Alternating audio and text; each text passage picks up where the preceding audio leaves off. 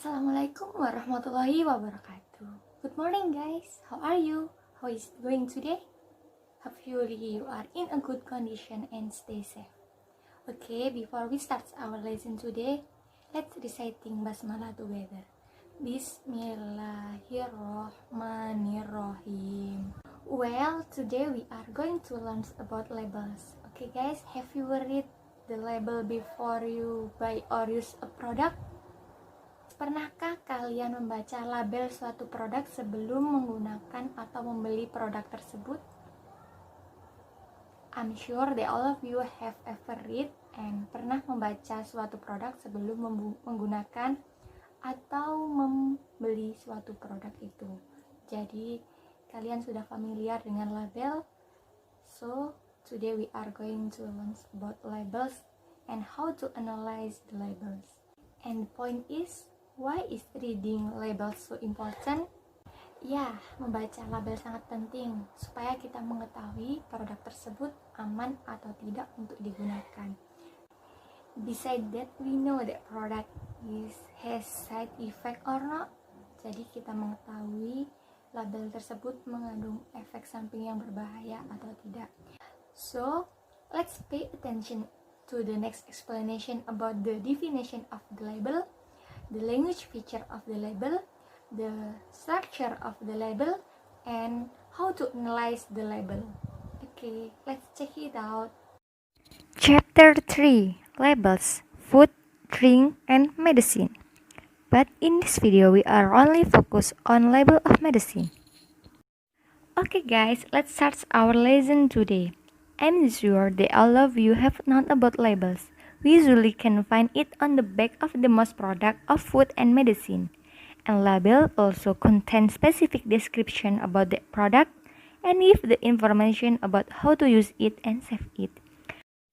Oke, saya yakin kalian semua sudah mengetahui tentang label dan kita biasanya menemukan di balik kemasan suatu produk, makanan atau obat. Dan label biasanya berisi tentang deskripsi tentang produk tersebut, cara penggunaannya, dan cara menyimpannya bagaimana, dan lain-lain. Why is reading labels so important? Because from reading labels, we can get detailed information about the product, and we can choose healthy and safe product untuk memilih produk yang menyehatkan dan aman. Second, to avoid harmful effect, atau untuk menghindari efek yang berbahaya.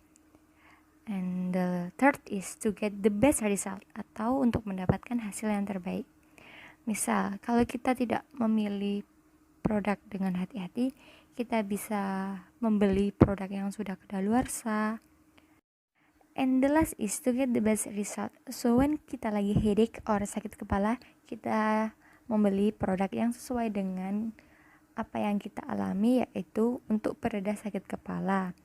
Jadi kita harus mengetahui fungsi obat tersebut dahulu sehingga itu cocok atau tidak untuk kebutuhan kita. Well, let's check the example. Okay, it is the example of cough medicine or obat batuk. Ini sebuah contoh obat batuk. Have you ever seen or have you ever used this cough medicine, guys? Oke guys, pernahkah kalian membaca isi label? So, let's pay the attention of this example, okay? Rugby is brand of drug and alcohol free is the description, and guaifenesin is name of drug. Next is content or amount. So, isi dari produk tersebut yaitu 4073 atau 473 mili. And the next is kegunaan dari obat ini yaitu kegunaan obat ini adalah untuk meringankan flu dan batuk. Ya, di situ ada warningnya. Jadi kita ketika menggunakan obat tersebut harus menggunakan resep dokter. And the next is direction to use atau dosis.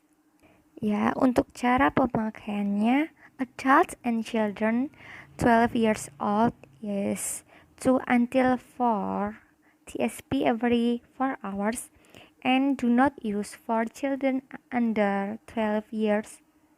Ya, untuk anak usia berumur 12 tahun, 2-4 sendok makan setiap 4 jam dan tidak boleh digunakan untuk anak di bawah umur 12 tahun. And for direction to store atau tempat penyimpanannya pada suhu 20 Celsius until 25 Celsius. And for this product there is no expiration date.